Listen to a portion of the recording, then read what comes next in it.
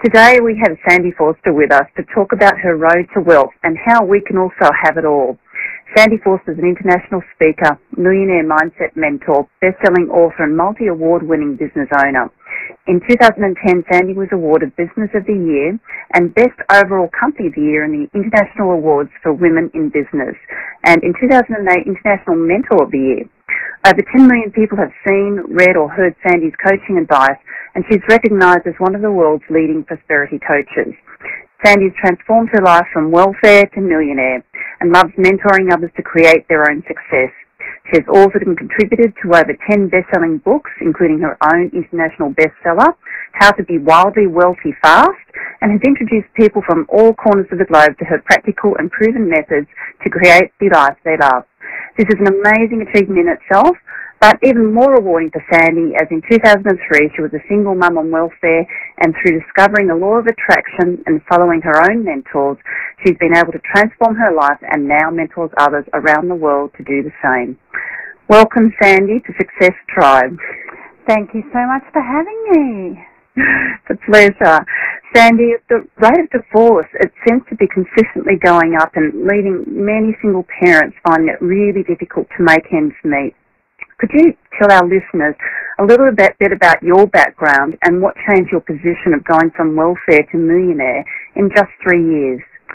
Well, for me, I was in that same situation. I actually met a boy in high school, and we went out for about 10 or 11 years, and we finally got married and had children straight away. And when my youngest was just 6 months old, I had a 3-year-old and a 6-month-old, we got divorced. So suddenly I was in that position of a business that I had, designing and manufacturing surfwear, suddenly turned in from being a hobby that brought me in a bit of play money to suddenly being the business that was supposed to keep me alive financially or afloat financially, and it just didn't work. I got further and further into debt until I was about $100,000 in debt and on welfare. So I was getting wow. I think it was called the sole parents benefit back then. I don't know what it's called now, but I was getting that from the government. So I was getting about $15,000 a year to live on, and it was not a pretty place to be. So I sort of suffered that for quite a few years, but then I realized, I've had enough. I was not born to go without, to have to always say no to everything for myself and also for my children. And I decided that I wanted to be a millionaire, and that was all there was to it.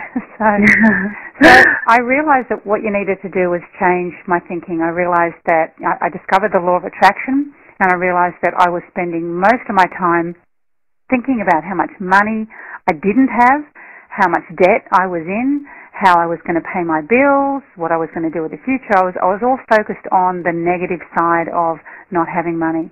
And when I, as I said, discovered the law of attraction, I realized that what you focus on is what you create. So I decided to instead focus on how things were. I would focus on how I wanted things to be. So when we say it all happened in 3 years, I guess by the time I actually discovered the law of attraction, which was probably about 2 years before that, till the time that I actually became a millionaire, it was probably all up about 5 years. Because I was one of these people, I call it a hard nut to crack. I had a very deep poverty consciousness in that I had spent so many years focusing on what I didn't have. It took me a little while longer to turn that around and instead create what I call a prosperity consciousness, so that my default was always thinking about what I did have and what I could have and, all the good things as opposed to the negative. And once I did that, everything turned around. I went from that being $100,000 in debt and on welfare to living a life now that sometimes I still can't believe it. I own a multi-million-dollar home. I've taken my kids to Peru to trek the Inca Trail, to Machu Picchu, and taken them on safari and watched the wildebeest migrating across the Serengeti. And I've taken them, we've climbed Mount Kilimanjaro, which is the hardest thing I've ever done. But we've had some amazing experiences, and it's because I decided that this is what I wanted. I wanted to be a millionaire, not so I had lots of money and jewels and furs, but because I wanted to have freedom. I wanted to be able to decide when I would work and when I wouldn't, and decide where I would go and when I would go and who I would go with and how I would spend my days. And so for me, that was my real driving force. So yeah, that's a little bit about the background, but basically, I sort of feel that I didn't have any connections or anything, no money behind me, nothing to get me started, and I figure if I can do it, I love sharing with other people how they can do it too. Yeah, and I think a lot of people need to hear that at the moment, because there are many people that are in business that are going through a lot of financial strife, a lot of losses, as well as a lot of people going through divorce and losing money that way. And just to be inspired by somebody like yourself that's been there, that has had the losses, that was minus $100,000 and has had to move forward from that, being single and on welfare with 2 young children to support. It's very inspiring. So why do you think people tend to get stuck with the secret or the law of attraction? They seem to be able to create dreams that becomes a point, and they just get stuck and don't seem to be able to move forward. What is it that you feel people just aren't doing within those steps? I love The Secret. I think it's the best thing since sliced bread, because it introduced so many people around the world to the law of attraction. And by that stage, I'd been teaching the law of attraction for about 6 years or so. And so when The Secret came out, it really opened people's eyes up to,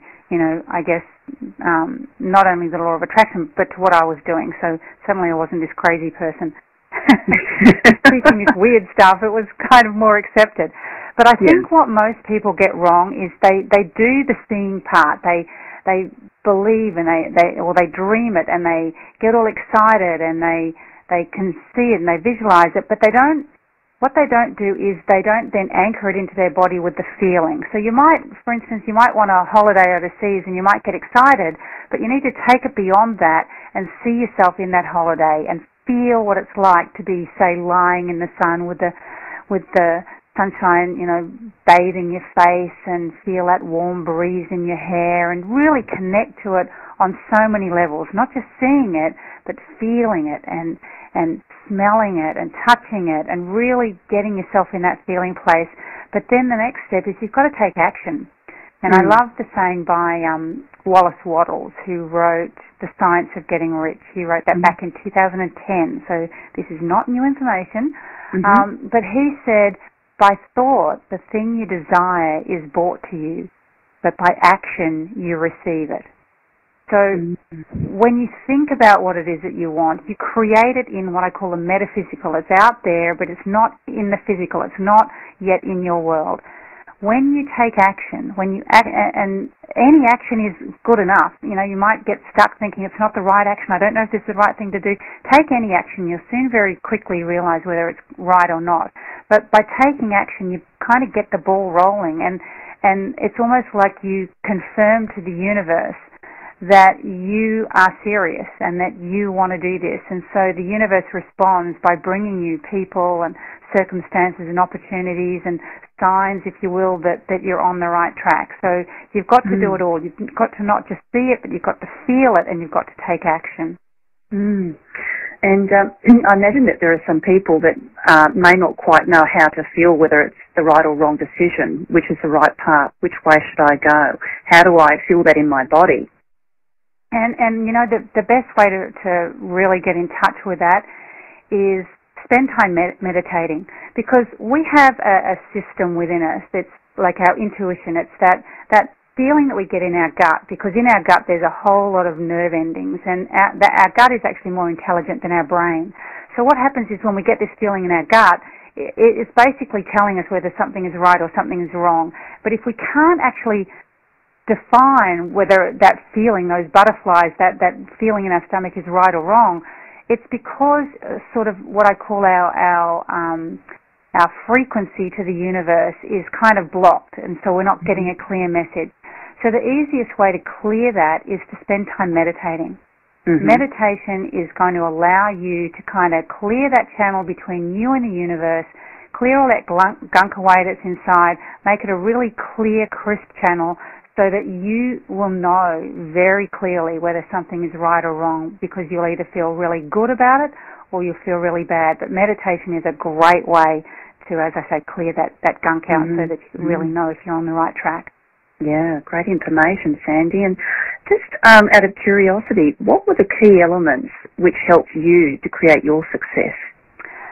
I guess number one was changing my attitude, going from that person who was, always looking at how things were or looking at the negative or how things might turn out to instead focusing on what I want. So I changed myself from having that poverty consciousness to a prosperity consciousness. Then what I did is I found myself a mentor. I think having a mentor allows you to create success so much faster, so much easier, spending far less time and energy and money than if you try and do it by yourself. And I think we live in a really exciting time now because there's so many amazing mentors out there. It's just a matter of finding someone who resonates with you. And then also taking action.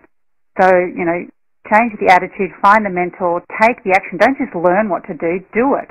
Like actually make it happen. And then I think the last thing for me was definitely persistence. I was not going to give up until I was a millionaire. That was just, I'd made my decision and there was no other way around it. I wanted to be able to live a life where I could do what I want when I wanted and money wasn't going to be the deciding factor. And so, if you can sort of persist until it happens, then you're really on the right track. Yeah, I guess there are many people who do give up, and there's something that may come up for them that sabotages their efforts, whether they feel they're not good enough, not pretty enough, or all these other things that might come up. What would you have to say to those people? I think it's really immersing yourself in personal development and personal empowerment material and finding what will help you break through. And sometimes that can mean finding yourself a coach. And one of the things that I've created is the Inspired Spirit Coaching Academy, and I train people all around the world to work with processes, not just the law of attraction and other universal laws, but also processes that help people to totally break through what's holding them back, what's sabotaging. Because, as you say, quite often we can know what it is that we want, we can focus on it, but there's some part deep inside us that is actually stopping us from making it happen. And that can be so frustrating because you know what you want, you think you're doing everything right, but you just keep self-imploding. And so, as I say, find what works for you. And it's going to be different for everyone. It's totally different. Some people, they'll find doing hypnosis will work. Some people, it'll be NLP. Some people, it'll be past life regression. Some people, it'll be coaching and having those breakthrough processes. It's really a matter of finding what works for you. And once you find that thing, do everything you can to really break through what's holding you back and so you can go on to just attract that success. Which technique worked best for you, Sandy? Well, I did lots. I'm one of these people that if I do the one thing all the time, I get bored with it. So I did lots and lots of different techniques. So it's really hard to say what was the one that worked for you. So one of the things that I've created, particularly in the Inspired Spirit Coaching Academy, is a whole process of things that weave together so that you can stay on track. You can break through your blocks. You can feel the feelings. You can see it. You can create it. You can attract it. So as I said, there are so many things out there. It's just a matter of finding what works for you and just grab it with both hands and run with it. Yeah. Look, there are many of us that are very passionate about what we do, whether it's our job or hobbies, but we might lack the structure to either build or to even retain the wealth that we do build. What do we need to do to actually retain it once we've created it? Okay, this is a really easy one. I mean, it's mind-blowing how we just seem to think of a credit card as if we have money in the bank, which we don't. So the bottom line is, I love these two quotes. The first one is, too many people spend money they don't have to buy things they don't want to impress people they don't know. So that's one side of it. Then the other quote that I really love, which sums it up completely, if your outgo exceeds your income, then your upkeep will be your downfall. Wow. So the bottom line is, don't spend it if you don't have it. We live in a society where we think we need to have everything straight away, and we think that a credit card is, our access to whatever we want. It's dead. Think about it. Would you go to the bank and say to the bank manager, I need to get a loan to buy a loaf of bread? No, you wouldn't. Would you go to the bank manager and say, excuse me, I need to get a loan to buy this latest handbag. I need to get a loan to go to the movies. I need to get a loan to, fill in the blank. No, we wouldn't. So why do we think that a credit card is that we can just use it and loan money whenever we want? Think about next time you go to use your credit card, and instead think about that you actually have to go to the bank and ask the bank manager and put in an application to actually get that money. And if you would say to yourself, well, no, of course I wouldn't do that, then don't use your credit card to do it. Go without. People need to learn to actually handle the money that they have, because if they don't, they will never be wealthy. The first thing you have to do when you start making money is live beneath your means, pay off all your debts, and then try and save as much as you can, because what you save is what is going to make you wealthy, not what you earn. Because you can earn a fortune and you can spend a fortune. But if you save money and then find a way to make that money multiply, that's what will create real wealth for you. Do you have any advice for people wanting to build an internet business such as yours? Look, the internet is the best thing ever, seriously. That's the thing that has allowed me to create the success that I have, because it's either no cost or really low cost to create that internet business. So I would say get out there, learn whatever you can about creating an internet business. I mean, when I was starting out, it was about 10, 11, 12, 13, nearly 14 years ago on the web, and there was so much information, but it was all little bitsy pieces. Someone knew one thing about one thing and someone else a little bit about something else, and trying to actually learn how to build an internet business was so challenging and so frustrating. And that's one of the reasons why I created a program called Wildly Wealthy Web Secrets, and I share everything about how to build your email list, how to have a website that attracts people, how to capture their details so you can market to them, and all the information you need step by step, because it can be very daunting if you don't understand the internet and you don't understand all the different steps that are involved. But it's really a matter of finding either a course or a program. Books are usually, by the time a book comes out, it's outdated, so you need to find something that's sort of up to date, that's going to teach you exactly what you need to do. The internet is just changing so rapidly, isn't it? All the techniques, and you just need to be in with a mentor who has a finger on the pulse at the end of the day. Absolutely, yeah. You've got to keep up with what's happening globally. Yeah. But, Sandy, I hear you have a new book that's out called The Spirit of Success. Is that right? That's right. Yes, I do. Look, it sounds like a very inspiring book. I haven't had the opportunity to read it, but I would love to know a little bit more about it from you and to share with the people listening here today. Sure. So In the Spirit of Success is really a compilation of a lot of entrepreneurs and world-famous people that have come together to contribute to this book.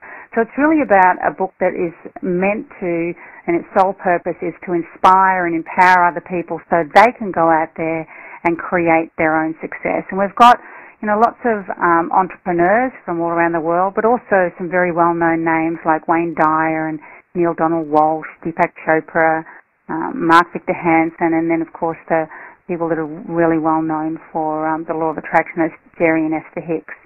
And basically the book is all about, everyone's little story, because everyone's got a story about how they were able to go out and create their success. Too often people that are just starting on the journey look at everyone else and think, they've got it made, they had it handed to them on a platter, it was so easy for them.